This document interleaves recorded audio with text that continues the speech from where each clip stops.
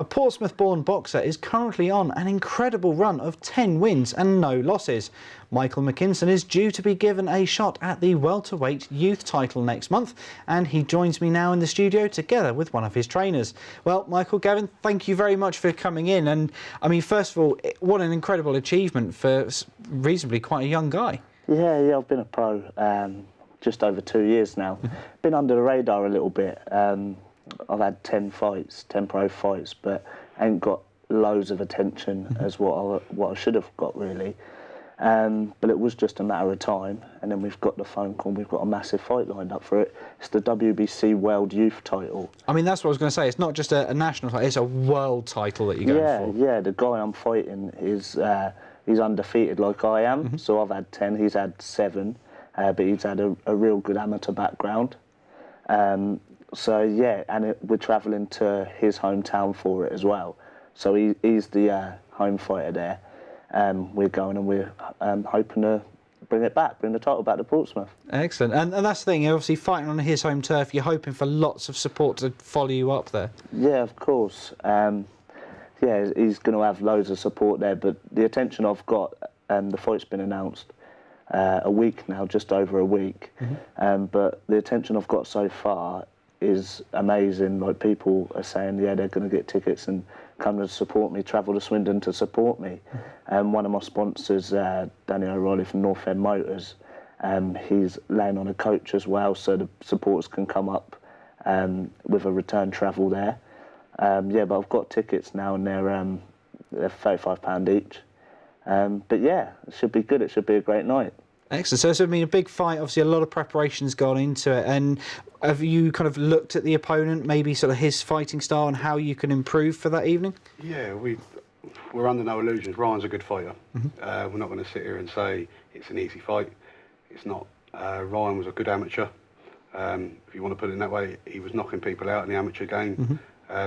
Yeah, we're under no illusions. It's a hard fight. A lot of people say it's 50-50, but we, as a team, are 100% sure that Mikey can go there and do the job and win it, bring it back. And have you been putting in any extra sessions, putting in a slight variance to the training regime to get ready? Yeah, to be honest with you, Mike's probably the most dedicated one in the gym. You've just got to tell him a time to be there, and he's there. And for example, yesterday it was his day of rest, and he still came in at 10 o'clock yesterday and done the hour session that we lay on boxer-size things, but he still came in and had a sweat up there for an hour. So the training, he's up early every morning, really. I mean, what time was we in today? The alarm went off at 4:30 this morning. We was in the gym at 5 o'clock this morning. Yeah, so for all those people at home that maybe they roll in from a club at 4 o'clock, that's the time you start your training. Yeah, that's the first session of the day. This morning, 4:30, set the alarm, run down to the gym, and it was a complete fitness session this morning in the gym. It was hard. Very hard, but it will pay off. It will pay off.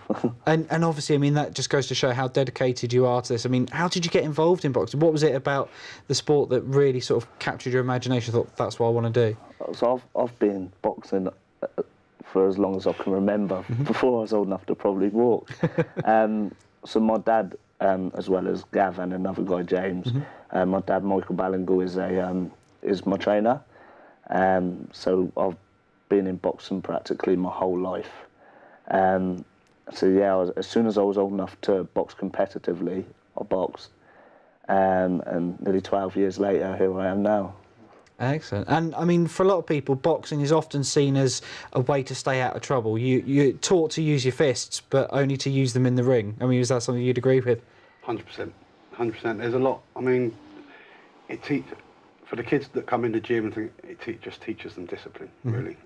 It keeps them off the streets, and if that keeps a kid out of trouble, then 100% for it. You know what I mean? You're taught to use them in the ring.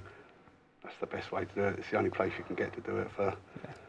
And every boxer I've spoken to says you've got this real sense of community that you can walk into a gym and you've got the old boy in the corner that's been doing it most of his life, and he'll come over and he'll help the younger guys and say, look, you need to do this, you need to do that, you need to change your technique slightly. But everybody can learn from everybody else there. Yeah, we've got all sorts of coming in our gym. We've got charity groups that train in our gym. We've got a guy that comes in who was in the Commonwealth Games years ago, Big Kev, the kit man from Pompey. He comes in. he still trains, he still hits the bag, he still supports the lads and everything. So yeah, we have everyone come in. We have little kids, we have women come in and train. Even like this morning, 5 o'clock, the session come in, a lady came in and trained with them as well. And she's not a pro fighter.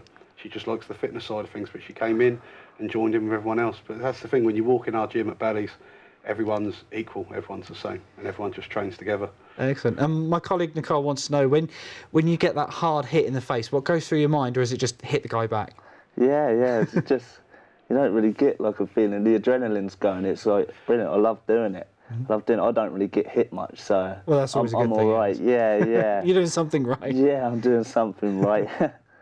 Excellent. And for those that want to get involved, those that want to support you, where can they find the coach? How do they book a seat on the bus to go up and support you in your fight? Right, so contact me on my social media page, so my Facebook, Michael McKinson. We've got tickets on sale now for it, and it should be there should be a lot of people coming up for this one. And also on my Instagram, follow me on my Instagram, Mikey the Problem. But yeah. It's my nickname.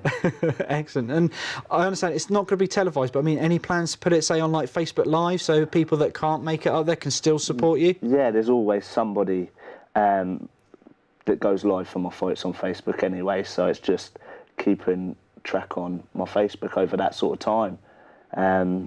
But yeah, there will be somebody going live. Excellent. Well, we wish you all the best for the fight. Good luck. And if you get the belt, you're going to come back and show it to us, right? Yeah, of course, I'll be in. Good man. Excellent. Well, thank you guys very much for coming to see us. Thanks for having me. Cheers. Thanks.